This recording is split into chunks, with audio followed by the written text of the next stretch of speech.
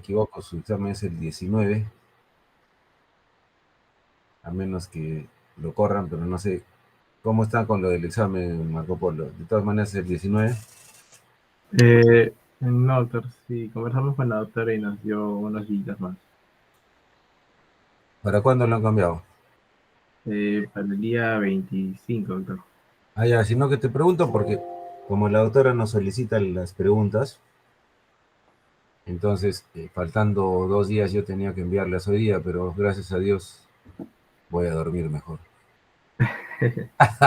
Sino que hoy he tenido un día bastante pesado, así que siempre las preguntas hay que prepararlas con calma y demanda un tiempo y una concentración, así que mejor las hago mañana. Muy bien, el día de hoy vamos a hacer un tema que corresponde a otra glándula o a otras glándulas, ¿no? Que son las glándulas suprarrenales. Ahora está de moda, ¿no? Las glándulas suprarrenales dicen, mídete el cortisol para ver si estás estresado o para ver si está bajo, ¿no? Y te vamos a dar una... Y hay médicos que dan tratamiento incluso con corticoides cuando encuentran que tus niveles de cortisol están bajos, lo cual es un grave error, ¿no? Porque el cortisol tiene que mantener en sangre concentraciones estables, a menos que tengas una enfermedad como la que vamos a ver ahora, pero no podemos estar dando cortisol o derivados del cortisol a todo el mundo, eso es incorrecto, ¿ya? Entonces, olvídense. Hay pacientes que dicen, doctor, mírame el cortisol para ver cómo estoy, ¿no? Si estoy estresado, ¿no? Eso no es en la práctica correcto. Muy bien, entonces vamos a ver. Y es un negociazo eso del cortisol. A ver. Muy bien, vamos a ver. Ya.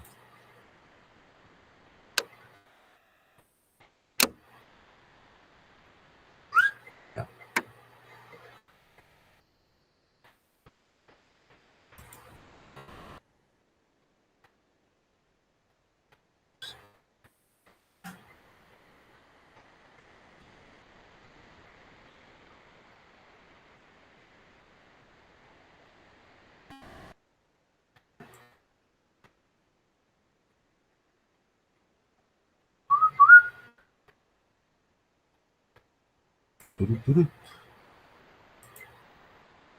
A ver, vamos a ver acá. ¿Dónde? ¿Cuál lado?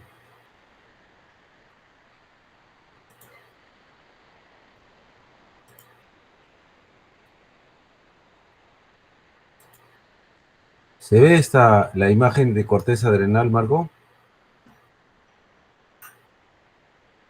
Eh, Se ve todo su WhatsApp, doctor. Y Telegram. Siete, diré. Pucha, ya, ahora.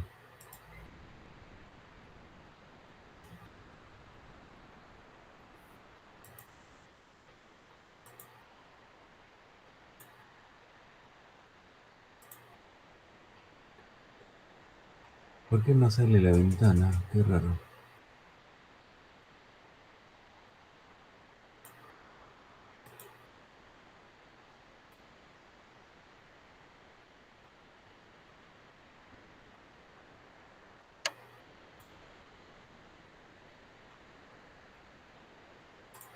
Turu, turu.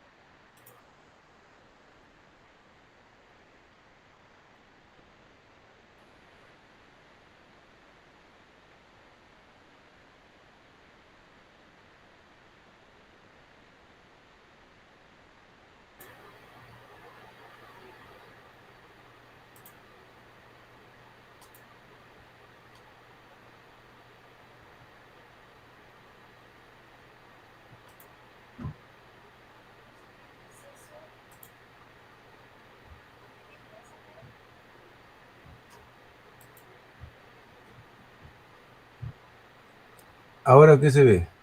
¿Se ve? Es su Telegram, doctor.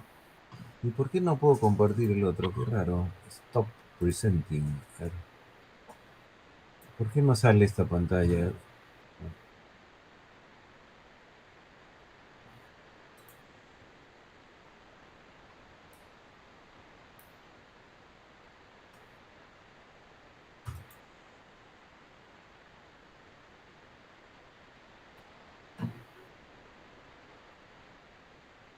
A ver, voy a entrar otra vez.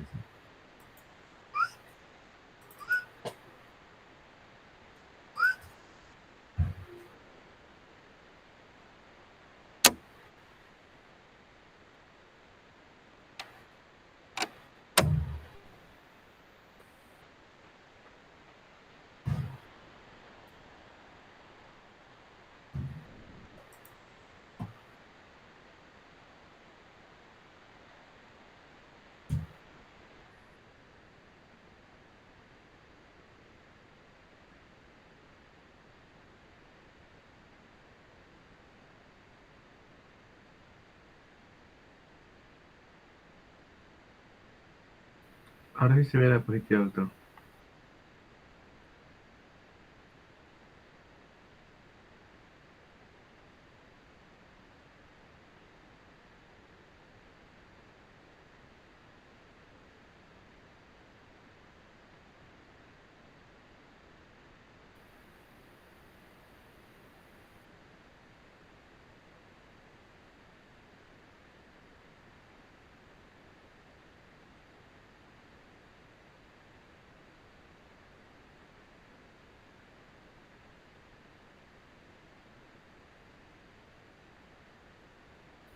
Doctor, tiene el micro apagado.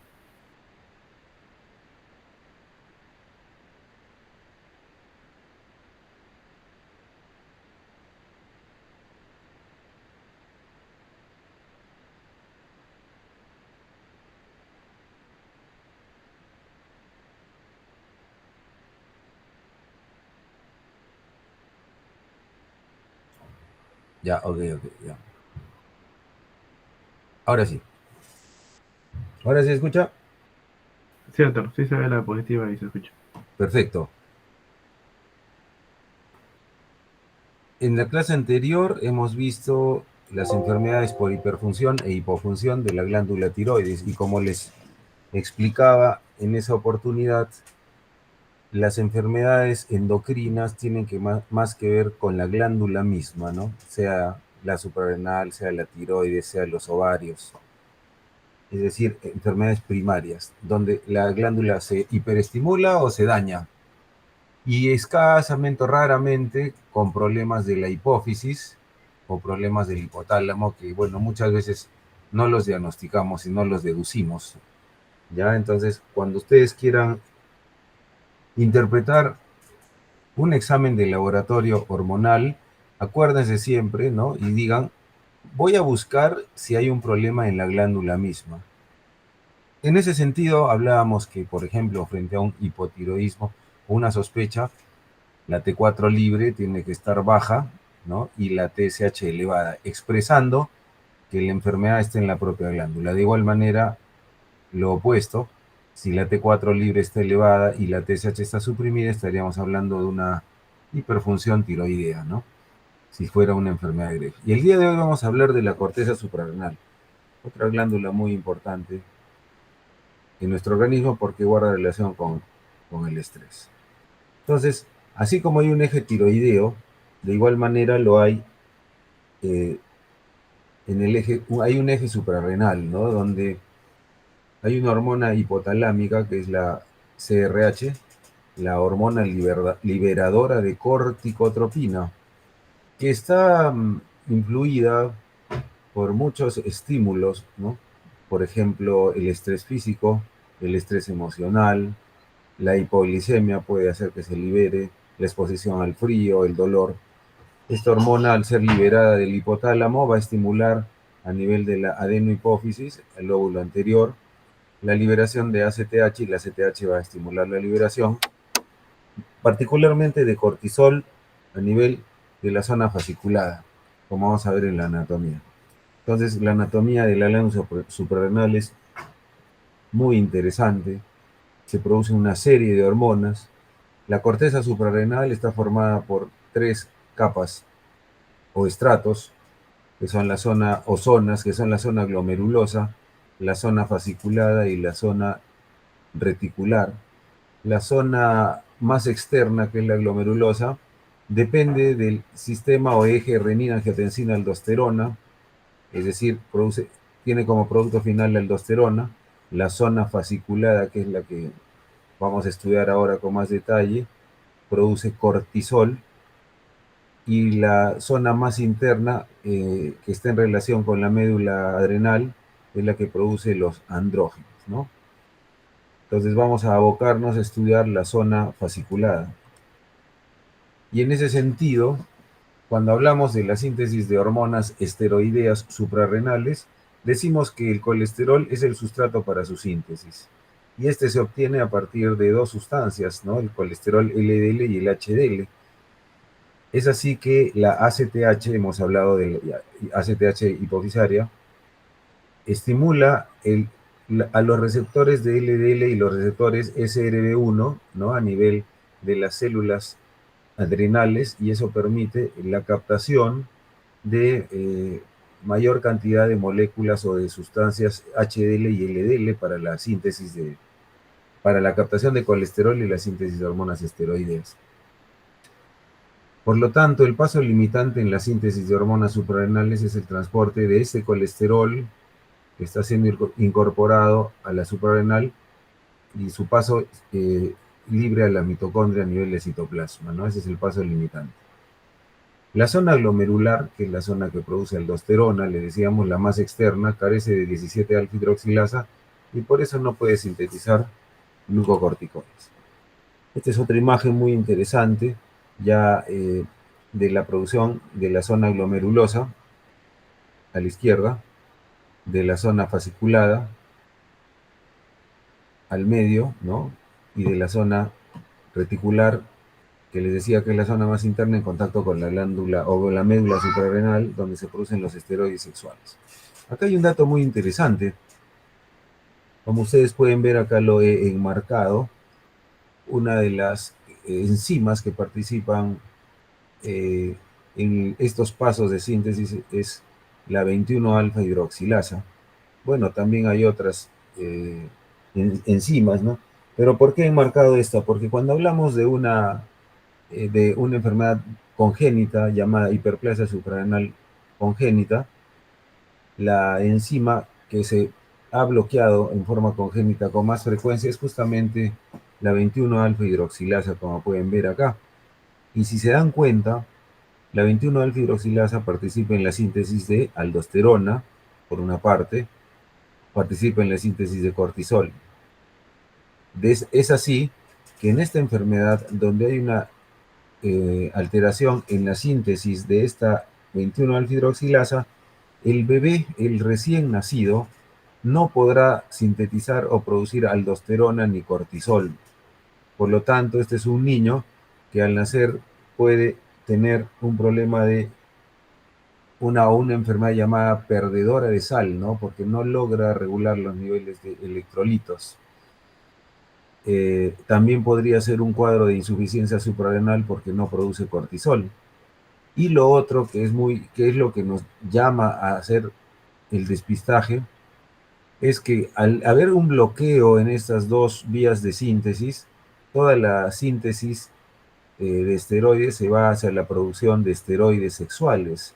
Entonces, si esta es una niña 46XX, esta niña, sus genitales externos se virilizan y es una niña que nace y aparentemente tiene un escroto y un penecito, pero en realidad el penecito es un clítoris hipertrofiado y el escroto son los labios mayores que prácticamente se han fusionado en la línea media.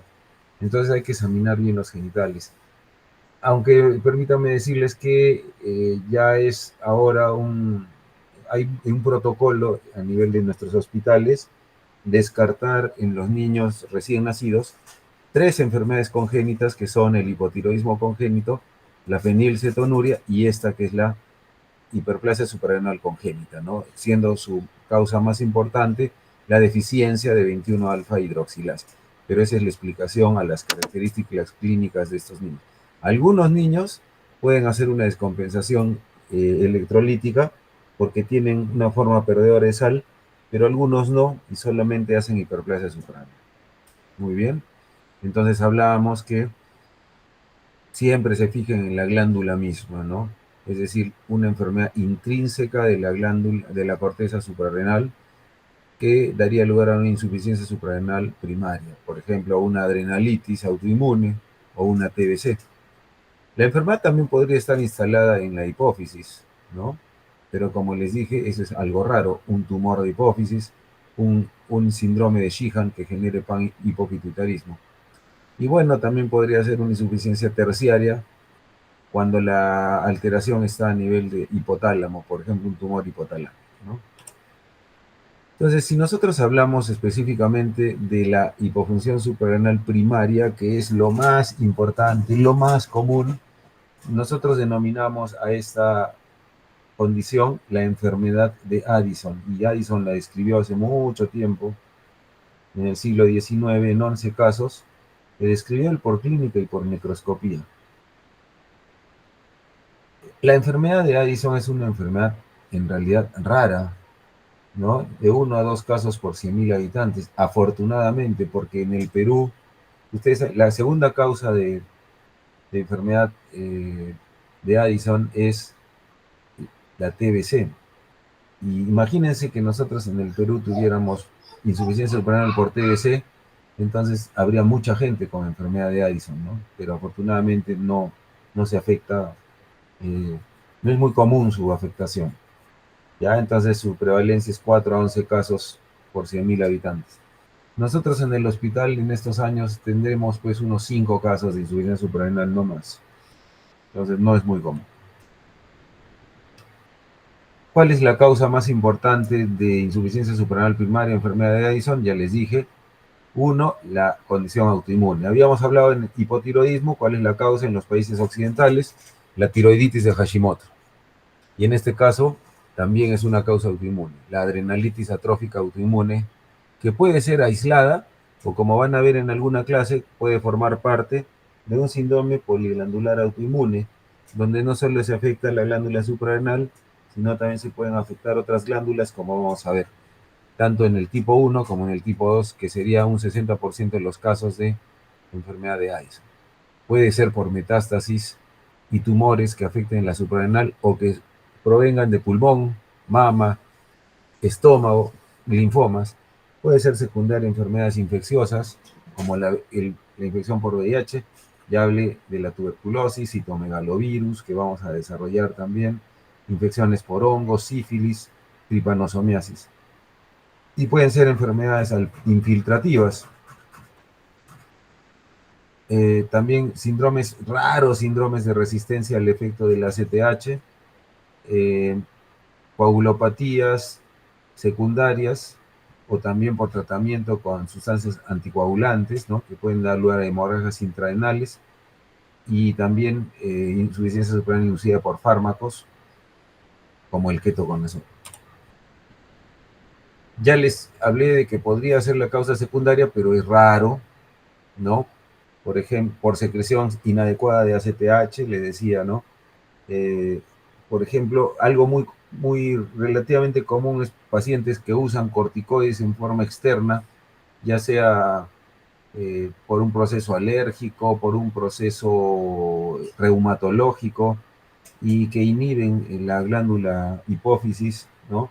Y eso puede dar lugar a una supresión, ¿no? De la producción de corticoides endógenos.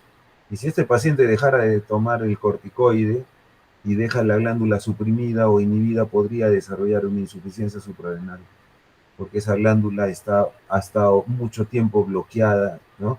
Suprimida por ese corticoide que estuvo tomando la persona. Puede ser tras una cirugía hipofisiaria, puede ser por un tumor de la hipófisis, puede ser por una enfermedad de Sheehan, etcétera, ¿no? Que es raro. Ya, entonces, esas son las causas, ¿no? Muy bien. Y si hablamos específicamente de la enfermedad de Addison de causa autoinmune, esto se denomina suprarrenalitis autoinmune. Y en el occidente constituye más del 70% de los casos, ¿no? En ella se observa una atrofia de la glándula suprarrenal con desaparición de las células de la corteza, o sea, se afectan los tres estratos, ¿no? Glomerular, fascicular y reticular, pero no se compromete la médula.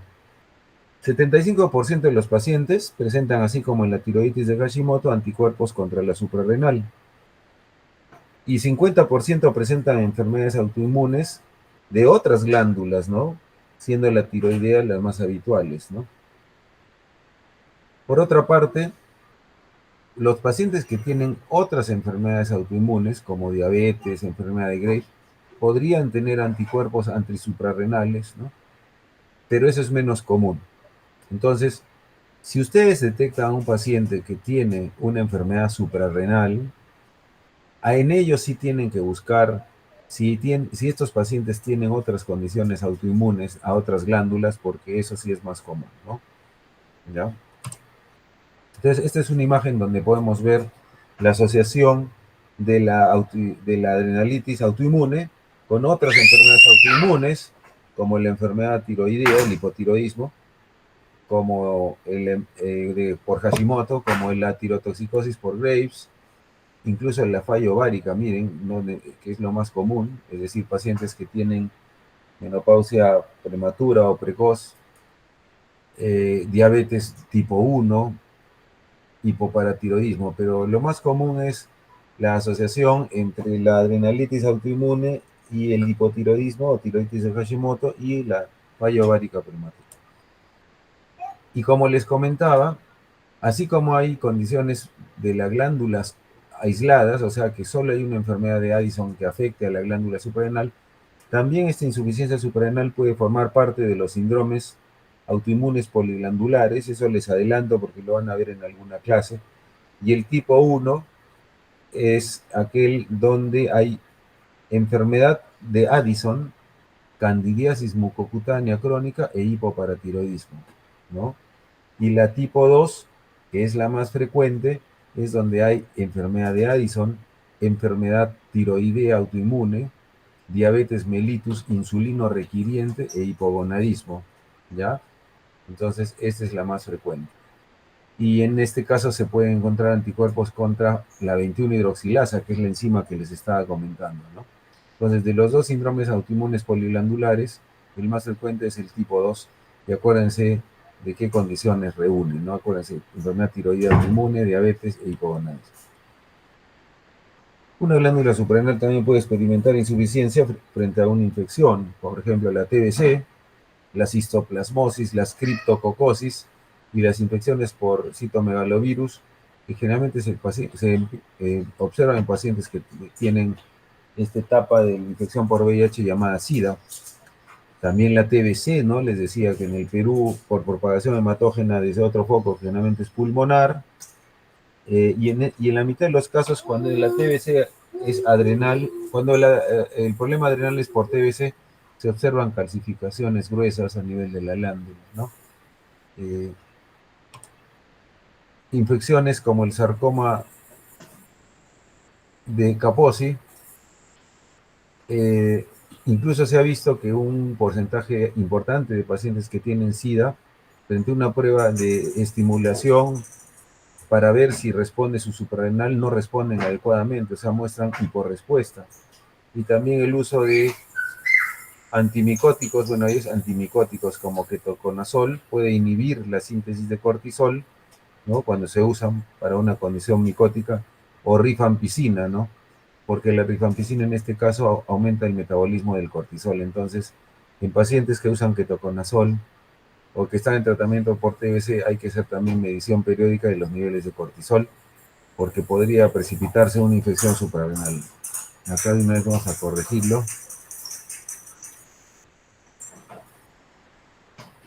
para que no se vayan a confundir.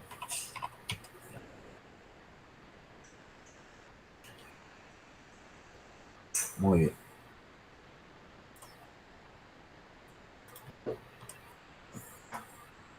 Insuficiencia suprarrenal por tumores, ¿no? Metástasis de tumores de pulmón o mamario, que es raro, pero hay que considerarlo.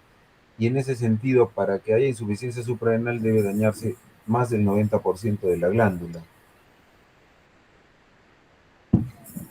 Sangrado intraglandular que puede darse por una sepsis grave, sobre todo en niños, causada por Pseudomonas aeruginosa, e incluso infecciones por meningococo. Y cuando hay una insuficiencia suprarrenal asociada a insuficiencia renal se llama síndrome de Waterhouse-Friedrichsen por meningococo, ¿no? Acá vemos imágenes de pacientes con insuficiencia suprarrenal. Por ejemplo, en la imagen A vemos un paciente que tiene histoplasmosis, ¿no? Ahí se observan ciertas calcificaciones subcapsulares. Este es en B una tomografía de una persona de 59 años con una metástasis de un melanoma, acá, ¿no? Una gran metástasis bilateral. En C tenemos un paciente de 80 años con hemorragia adrenal bilateral que está usando anticoagulantes por una embolia pulmonar, ¿no? Y en D tenemos un paciente con tuberculomas adrenales en ambos lados, como se puede ver aquí, en un paciente que tenía tuberculosis del tracto urogenital. Entonces, como pueden ver, son etiologías variadas, ¿no? Acá generalmente no llegamos al diagnóstico etiológico, ¿no? Solo diagnosticamos la insuficiencia suprarrenal. Muy bien. Y esto es algo muy importante, ¿no? Creo que es lo más importante. El día de hoy tenemos a colegas médicos que están, endocrinólogos, que están ahorita en el Congreso Europeo de Endocrinología en Viena, en Austria, y nos estaban comentando algo sumamente importante. Hay estudios en poblaciones grandes. Antes se decía que los corticoides tópicos no producían supresión de la glándula suprarrenal, pero ahora se ha visto que sí. Y entonces, incluso al usar corticoides tópicos hay que tener cuidado porque el uso prolongado puede suprimir la glándula. Y a esto se refiere la supresión de ACTH por corticoides exógenos, ¿no? Es decir, pacientes que están tomando corticoides por vía oral o que están recibiendo corticoides tópicos por algún motivo, por estas vías, ¿no? Intraarticular, tópica, ocular, rectal, inhalatoria y sistémica. Entonces, no se puede decir a ciencia cierta cuál es la dosis de alguna de estas corticoides que suprime al eje suprarrenal, pero más o menos hay datos, ¿no? Si hablamos de vía oral, más o menos 5 miligramos de prednisona equivalen a 20 de hidrocortisona y 0,75 de dexametasona. Ahora, de estos tres, la dexametasona es la sustancia que más puede suprimir a la glándula hipófisis, ¿no? Habíamos visto eso. Y ahora se ha visto, por ejemplo, que incluso con inhaladores, los adultos que inhalan más de 1000 microgramos de fluticasona durante un año corren el riesgo de también suprimir su suprarrenal.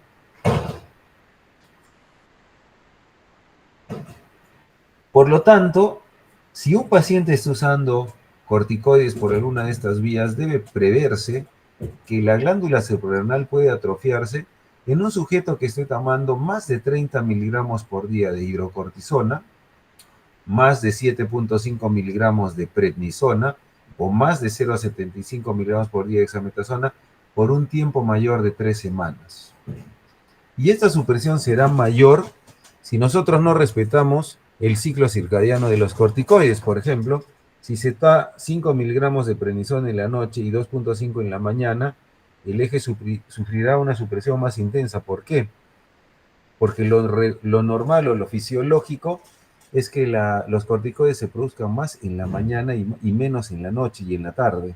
Entonces estamos alterando ese ritmo, por lo tanto la supresión será mayor. Ahora, cuando nosotros tenemos un paciente, por ejemplo, con artritis reumatoide, que ha recibido corticoides durante un largo tiempo y sospechamos que la glándula suprarrenal está inhibida, lo que se hace es pruebas de estimulación, ¿no? Se administran análogos de ACTH para ver si el paciente aumenta su producción de cortisol. Y si no la aumenta, quiere decir que el eje está bloqueado, está inhibido. Se ha visto que de los pacientes que usan corticoides en forma prolongada, un buen porcentaje pueden recuperarse rápidamente. Sin embargo, hasta un 10% pueden mantener la glándula suprarrenal suprimida hasta 20 meses después del retiro de glucocorticoides. Entonces, ¿qué pasa con esto? Esos pacientes cuya suprarrenal no se recupera podrían experimentar una insuficiencia suprarrenal. Ese es el problema, ¿no? Le retiro el corticoide, su glándula está atrofiada, no responde y frente a un estrés podrían desarrollar un cuadro de insuficiencia suprarrenal aguda, como vamos a ver. Entonces, este cuadro yo lo agregué el año pasado, ¿no? De un libro muy interesante y dice ahí, si hablamos del riesgo de insuficiencia suprarrenal, ¿no? Eh, el riesgo es mayor con el uso de dexametasona, por ejemplo. Es moderado con prednisona y es mínimo con hidrocortisona y deflazacort. Por lo tanto, digamos que lo más recomendable cuando nosotros queremos usar un corticoide es usar o hidrocortisona o deflazacort, ¿no? La vía de administración más riesgosa para suprimir el eje será naturalmente la sistémica, ya sea oral, intramuscular o intraarticular, y la menos riesgosa será la nasal, la tópica, la oftalmológica, pero ya hemos visto y les decía, ¿no? Que hay estudios que están demostrando en grandes poblaciones que la vía tópica también puede suprimir el eje. Mientras más alta sea la dosis, más el riesgo. Mientras más tiempo se use, entonces el corticoide más riesgo de supresión, ¿no? Si el paciente es obeso, más riesgo de supresión. Y si el paciente es mayor de edad, más riesgo, ¿ya? Y acá también hay una tabla muy interesante que nos dice que si el paciente está utilizando el equivalente de prednisona, más de 3 semanas hemos dicho, de acuerdo a estas dosis, hay unas formas de disminuir la dosis. O sea, la idea es que si nosotros, si el paciente está usando largo tiempo una dosis determinada, no se le puede suspender de frente, porque el paciente podría hacer una insuficiencia suprarrenal. Entonces, para que se recupere el eje adrenal, lo que tendría que hacerse es, por ejemplo, si el paciente ha estado recibiendo más de 40 miligramos de prednisona, tendrá que disminuirse la dosis de entre 5 y 10 miligramos cada semana. Por ejemplo, bajar a 30, a la semana bajar a 20, a la semana bajar a 10 y recién suspenderla después, ¿no? Incluso bajar a 5. Entonces, una disminución gradual y lenta de la dosis de el corticoide que estemos usando para evitar que el paciente haga insuficiencia suprarrenal. Entonces, un paciente con insuficiencia suprarrenal primaria va a tener una serie de síntomas por efecto de la caída del cortisol, astenia y debilidad, anorexia, mialgias, náuseas y vómitos, dolor abdominal, tendencia a la hipotensión ortostática, apetencia por la sal, disminución de la libido, amenorrea, manifestaciones incluso psiquiátricas por el déficit de cortisol, y también puede haber por la elevación del ACTH, hiperpigmentación de la piel, puede haber caída del vello axilar y pubiano por la disminución de la producción de andrógenos, tendencia a la hipoglicemia. El cortisol es una hormona que tiene que ver, regula los niveles de glucosa, hiperpotasemia y acidosis metabólica. Entonces, bueno, vamos a poner esto acá, ojalá que no se... Les hablaba de que hay una insuficiencia suprarrenal primaria y otra secundaria, y hemos dicho que la más importante es la primaria, ¿no? De lejos, y la secundaria es rara. Entonces, ¿cuáles son las diferencias? En la primaria hay hiperpigmentación, sí, porque el ACTH se eleva, en la secundaria no. ¿Puede haber hipercalemia en la primaria? Sí, porque se afecta el eje renina-angiotensina, ¿no? La zona glomerular, en el caso de la secundaria no. ¿Hay hiponatremia? Sí, en la otra no. ¿Hay acidosis metabólica? Sí, en la primaria y en la secundaria no. La hipotensión en la primaria es muy probable que haya y en la secundaria no. En la primaria puede haber pérdida de vello corporal. Entonces, de esas primeras 5 características, vemos, ¿no?, que la clínica, las alteraciones electrolíticas, todo es mucho más severo es en la insuficiencia suprarrenal primaria, ¿no? Entonces, ¿por qué en la insuficiencia suprarrenal primaria hay hiperpigmentación? Porque al caer los niveles de cortisol se eleva la ACTH. Y la ACTH comparte un parecido estructural con la hormona estimulante de los melanocitos alfa.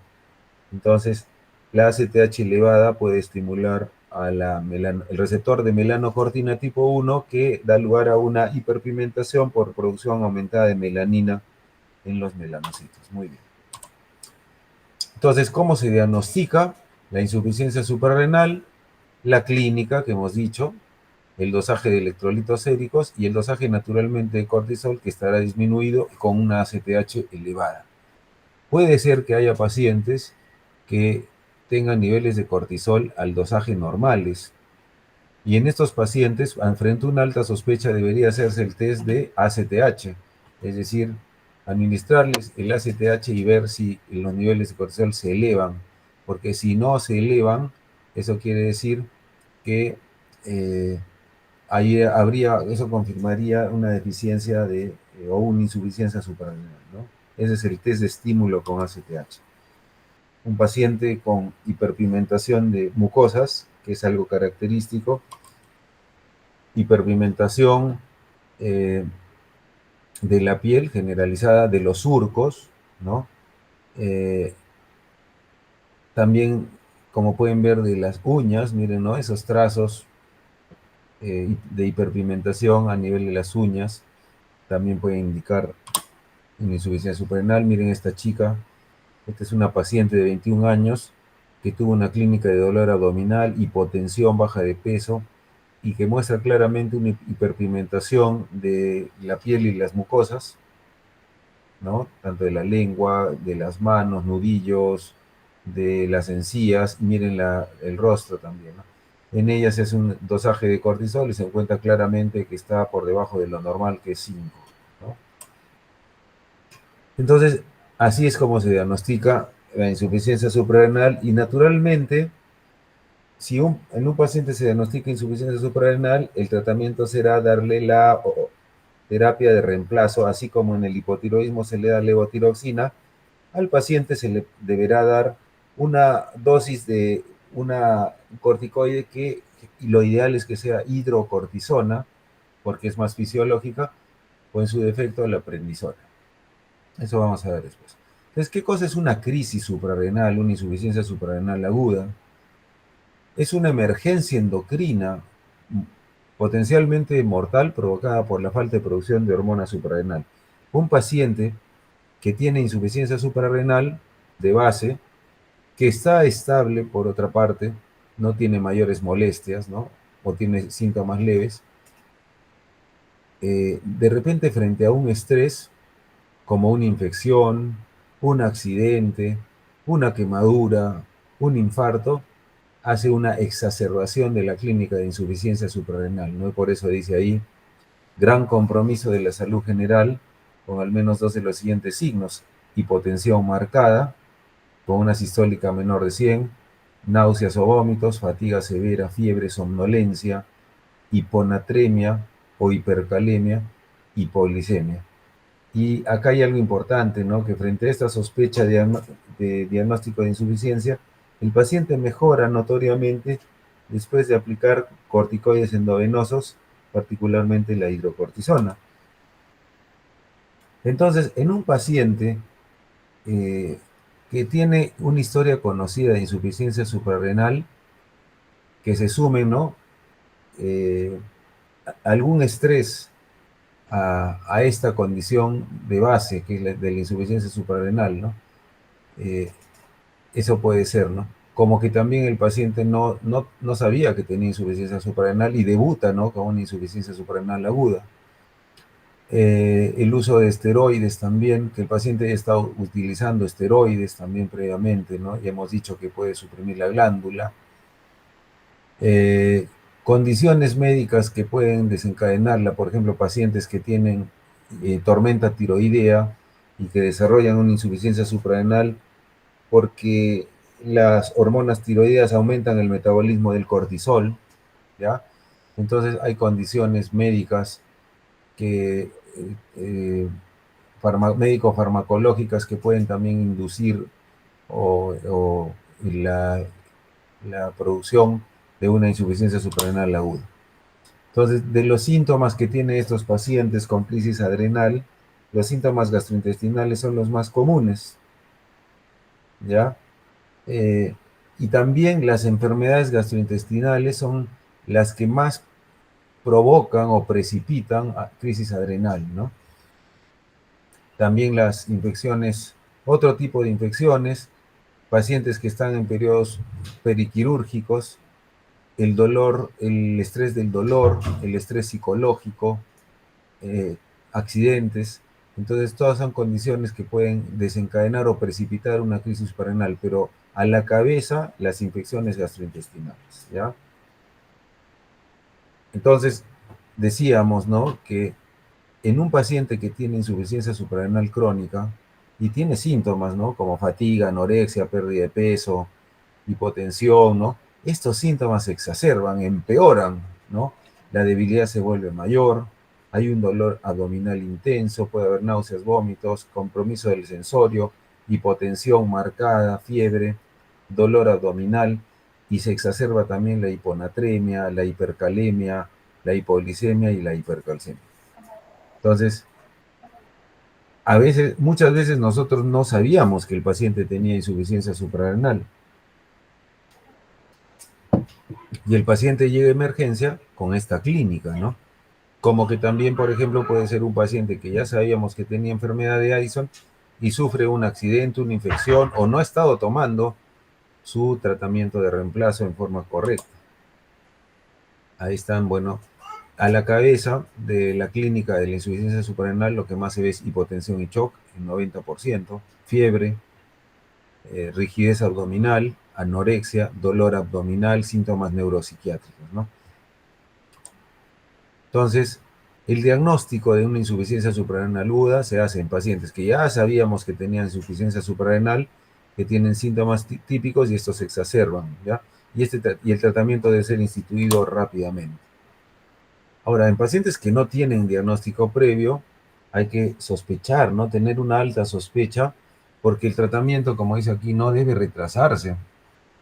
Si nosotros tenemos un paciente con una clínica, ¿no?, de hipotensión, hipoglicemia, hiponatremia, hipercalemia, pérdida de peso, dolor abdominal, fatiga, y vemos que es un paciente adelgazado con hiperpigmentación de piel, mucosas, entonces, así no tengamos para hacer el dosaje de cortisol, ¿no?, y ACTH, debemos instalar tratamiento con corticoides sin demora, porque el paciente podría complicarse, ¿no? Entonces, frente a una alta sospecha, no se debe retrasar el tratamiento a realizar las pruebas diagnósticas, ¿no? Se le puede tomar una muestra de sangre al paciente y listo, se empieza el tratamiento, ¿no? Terapia inmediata con hidrocortisona, ¿ya? Dosis de estrés. Entonces, en condiciones agudas como esta, lo ideal sería tomarle una muestra al paciente para medir cortisol y ACTH, ¿ya? E iniciar el tratamiento, reitero, debe ser inmediato, ¿no? Y luego, bueno, se confirmaría con las mediciones que se hicieron. Sin embargo, les digo que no hay riesgo de usar hidrocortisona. O sea, si ustedes optan por dar tratamiento al paciente, no están obrando mal. Cuando se diagnostica insuficiencia suprarrenal, cuando el cortisol es menor de 5, algunos dicen 6 microgramos por decilitro, ¿ya? Y también la ACTH, naturalmente, ¿no?, que se puede medir a la vez que el cortisol. Entonces, cuando el paciente tiene una insuficiencia suprarrenal, aparte de que el cortisol está bajo, la ACTH estará elevada más de 2 veces el límite superior. Eso sería una insuficiencia adrenal suprarrenal primaria, ¿no? En algunos casos podría estar menos elevada, ¿ya? Y no solo eso, sino que lo ideal sería, además de medir cortisol y ACTH, también medir renina y aldosterona, porque eso nos permite determinar si este paciente tiene una deficiencia de aldosterona, y probablemente requiera, además de tratamiento con glucocorticoides, el uso de mineralocorticoides, ¿no? Que se puede utilizar. Ahora, si la insuficiencia suprarrenal es secundaria, obviamente ustedes entenderán que la ACTH no estará elevada, ¿no? Más bien estará normal o baja, inapropiadamente normal o baja, pero eso es poco común. Les decía que lo más común es que el problema sea primario. Y como les decía, cuando hay una incertidumbre diagnóstica, es decir, los niveles de cortisol salen normales bajos, ¿no? Igual la ACTH no sale muy elevada, lo ideal sería hacer un test de estímulo con ACTH para confirmar, ¿no? Es decir, si yo le administro ACTH al paciente, naturalmente la suprarrenal debería elevar sus niveles de cortisol. Ante la falta de elevación, yo confirmo con eso que hay una falta o que hay un problema en la suprarrenal y por eso la suprarrenal no responde. Entonces, los pacientes que tienen una crisis adrenal aguda deben ser tratados de forma inmediata con hidrocortisona parenteral, empezando con una dosis de carga, ¿no?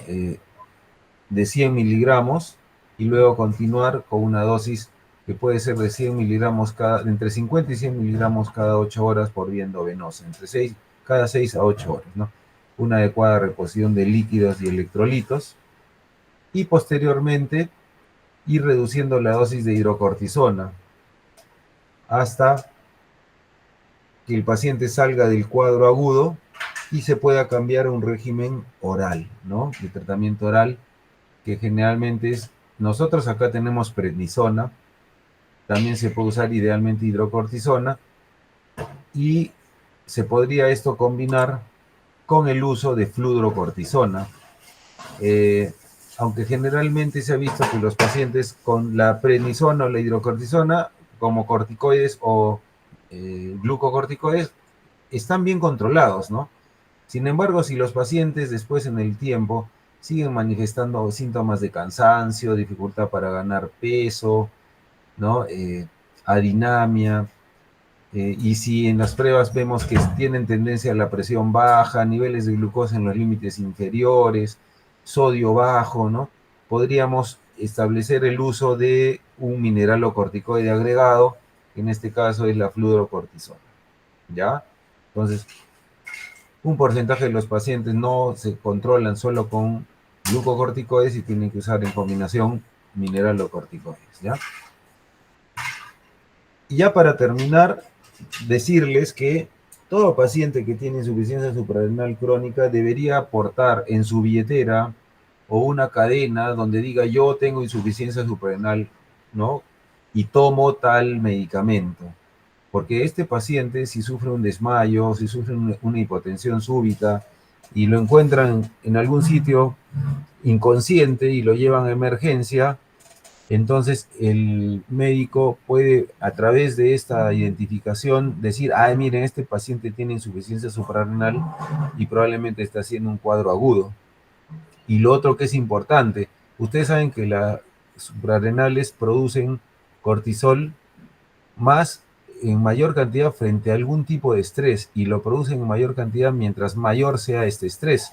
Por lo tanto, en un paciente cuyas glándulas suprarrenales no funcionan y está tomando corticoides, en frente a esas situaciones de estrés, nosotros tendremos que aumentarle también farmacológicamente, quiere dar su clase también, farmacológicamente tendríamos que aumentar la dosis de corticoides durante los días que curse este estrés. Por ejemplo, un paciente que está con fiebre, que se va a someter a una extracción dentaria, que tiene una enfermedad leve, se puede duplicar la dosis que recibe del corticoide diariamente, por lo menos unos 2-3 días. O se le podría administrar una dosis de hidrocortisona, ¿no? Un paciente que tiene un estrés moderado, por ejemplo, va a ser sometido a una endoscopía, a una cirugía menor, a una cirugía ontológica, se le debería administrar, por ejemplo, 100 miligramos de hidrocortisona antes del procedimiento. Y un paciente que tiene un estrés grave se debería manejar como si fuera una insuficiencia suprarrenal aguda, o sea, administrarle hidrocortisona endovenosa por lo menos durante las 24 horas, ¿no? Después del procedimiento del estrés, y durante el tiempo que permanezca el estrés de 2, 3 días, para que luego regrese a sus dosis habituales de glucocorticoides, ¿no? Entonces, eso es algo muy importante que hay que advertirle al paciente. Si usted tiene fiebre, dolor de garganta, si tiene una infección odontológica, si va a ser sometido a una operación, tiene que informarnos porque nosotros tenemos que regularle la dosis del corticoide e indicarle a su médico tratante que tiene que tener mucho cuidado para que usted no haga una insuficiencia suprarrenal aguda. Muy bien.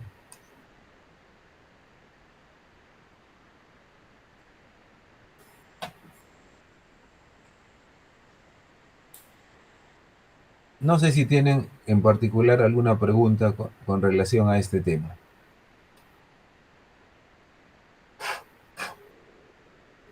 De momento creo que no, doctor. Perfecto, nadie tiene una pregunta. Ya, correcto. Entonces hemos culminado 1 hora como siempre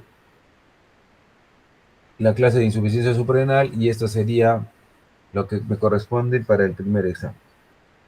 Ya nos estaremos viendo en una siguiente oportunidad. Me han designado un par de clases muy interesantes que no daba en los años anteriores, así que voy a prepararlas con mucho ahínco y dedicación para que salga algo bonito. Muy bien, chicos, ha sido un gusto como siempre. Les mando un fuerte abrazo y que les vaya muy bien. Desde la doctora también.